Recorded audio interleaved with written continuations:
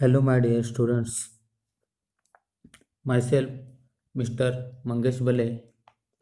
I am working as an assistant professor at Gokhale Education Society's Arts, Commerce and Science College, Chawar, Palghar. So, in the previous lecture, we have started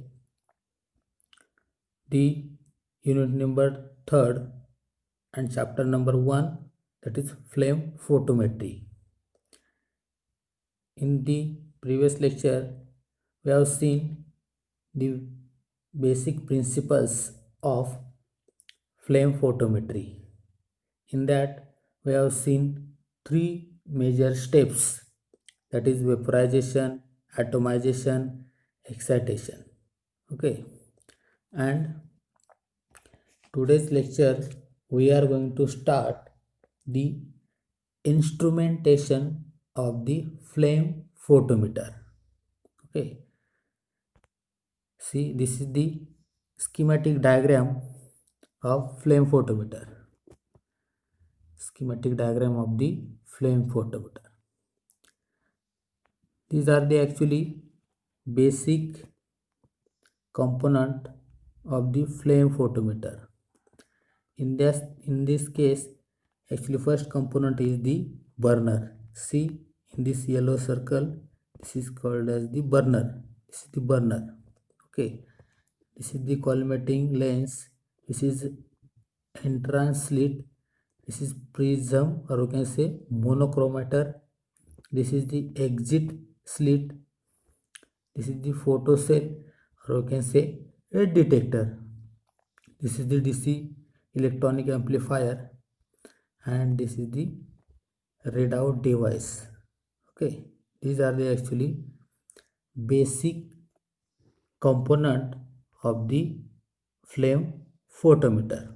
Okay, now we will see the functions of this component. This is the burner. Okay, this burner is called as the total consumption burner.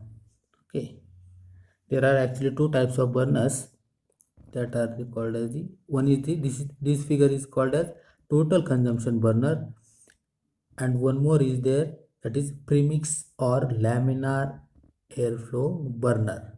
Okay, these are the two types of burner. Its function is what? It produces a flame to burning our sample solution. That means any kind of ionic salt such as KCl or NaCl, when we dissolve into the water, that solution or sample solution, we can spray or aspirated sample on top of the flame. This is the flame. See, this is the actually flame.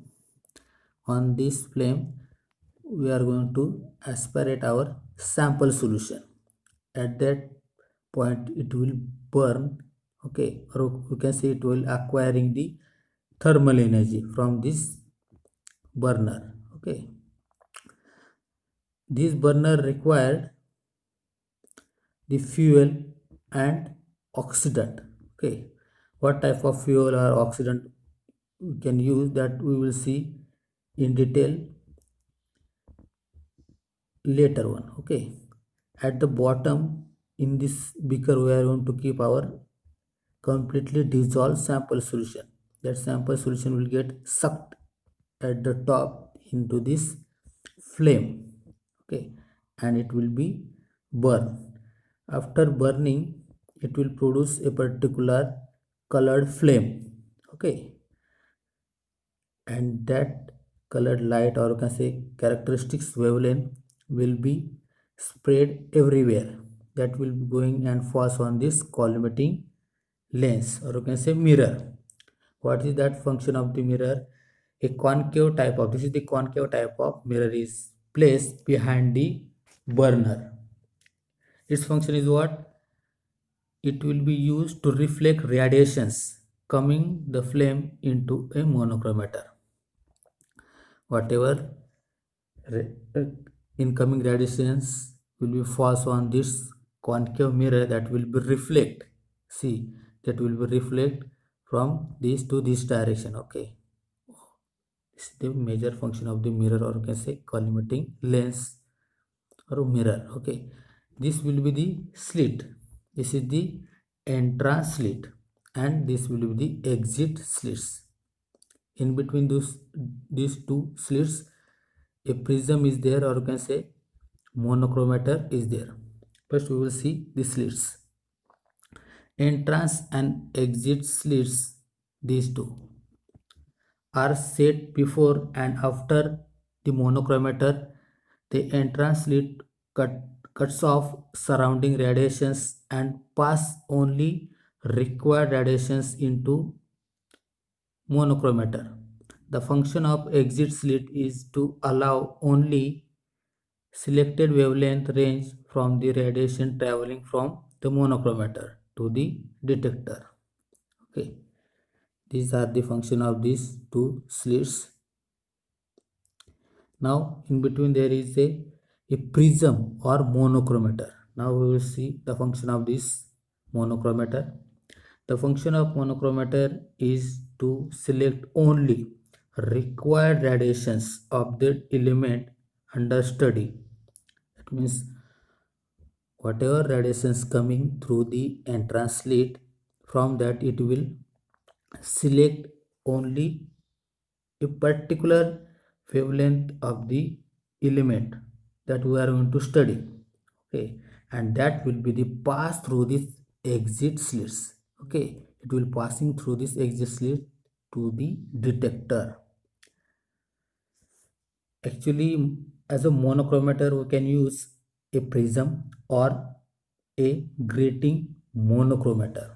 Okay, now we will see the detector.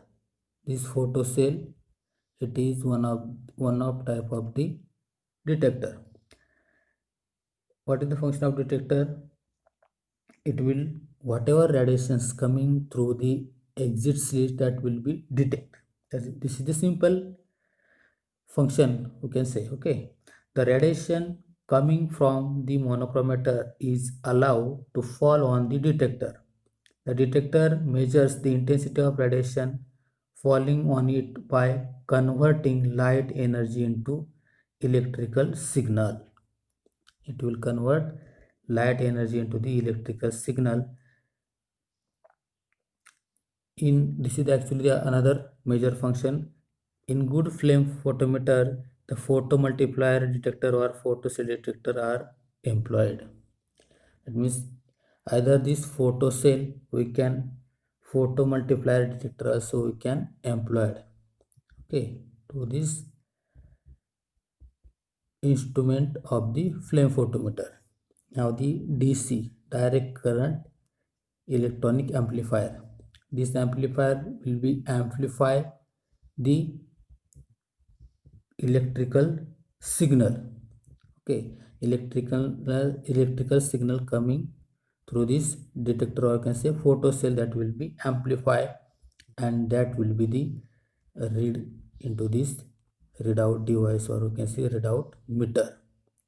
Okay, these are the actually functions of this flame photometer instrument. Okay, now we will see the basic functions of the burner. First component in this instrument is the burner. Okay, already I told you there are two types of burners are there. Okay, one is the total consumption burner. Into the instrumentation we have seen actually short figure of that total consumption burner, and another is the premix or laminar flow burner. Okay, these are the two burners. Now we will see the major functions of flame produced burner. Okay, major functions of flame produced burner. The flame should have ability to evaporate the solvent from the sample solution, resulting in the formation of solid residue. Okay, in the principle we have seen, that means actually the flame produced by burner, what is the use of that flame? It will evaporate, or you can say it have capacity or ability to evaporate the entire solvent from the sample solution. That means entire solvent will get, or will get vaporized. Remaining will be the what? The residue, or you can say solid residue of the salts. Okay, this is the first function of the flame produced burner. Now the second is the flame should decompose the solid residue into atoms. After the evaporation of entire solvent from the solution, the remaining residue also it can decompose, or you can say it should decompose that solid residue into the neutral gaseous atom or radicals. It should keep a capacity to convert that solid residue into the free neutral gases or the radicals. Okay, now third is the flame must have the ability to excite the atoms, form and cause them to emit radiant energy. Okay, that means after decomposition of the solid residue of the salt, it also have the ability to excite the atoms, metal atoms, into the excited state. Initially, the metal atoms acquiring the thermal energy from the flame. Okay, then after acquiring thermal energy, it will going into excited state from the ground state. But at that time, it become unstable. Okay, then it suddenly going or coming into the ground state. At same time, it will emit a characteristic wavelength or radiant energy into the surrounding. Okay, this capacity also must into the flame produce burner. Okay, these are the actually three major functions of the flame produce burner. Now we will see the temperature of the flame is controlled by following factors. That means whatever temperature generated by flame, okay, that will be controlled by total 8 factors. Okay. First factor is the nature of fuel and oxidant. Okay, suppose as a fuel we can use hydrogen. Here as a fuel we can use hydrogen, and as an oxidant we can use oxygen, or we can say air. Okay, that nature also affects on the temperature of the flame. Now the fuel to oxidant ratio, that means suppose 1:1 ratio, 1:4 ratio, depends. That ratio also depend. 1:1, or we can say 1:4 means 1% will be the fuel and 3% will be the our oxidant. That is the fuel to oxidant ratio also affect on the temperature of flame. Now, rate of flow of fuel and oxidant. Rate of flow, that means how much speed or flow of the fuel and oxidant, that also affect on the temperature of the flame. Nature of solvent used for preparing the sample solution. That means while preparing this sample solution, what type of solvent we have used, that also affect on the temperature of the flame. Amount of solvent entering into the flame. That means when we introduce very big type of solvent, or you can say sample solution, into the flame, it will be lowers the temperature of the flame. Okay, type of burner employed, that means what type of burner we have used for analysis, or you can say burning of the our sample solution, that means either total consumption burner or premix burner. Then rate of introduction of sample solution, rate of introduction of sample solution into the flame, that also affect on the temperature of the flame. Now eighth one, the particular region in the flame which is to be focused into the entrance slit of the spectral isolation unit. That means whatever radiations coming through the flame or going on the collimating lens, that region also focus on the entrance slit.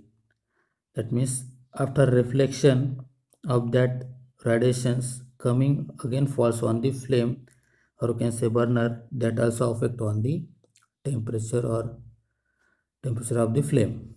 Okay, now we will see the second component. First component we have covered, that is the burner. Okay, we have seen the functions, its temperature of the flame. Okay, these are the factors we have seen. Now actually into the next lecture we are going to see the two types of burners in detail. Okay, thank you.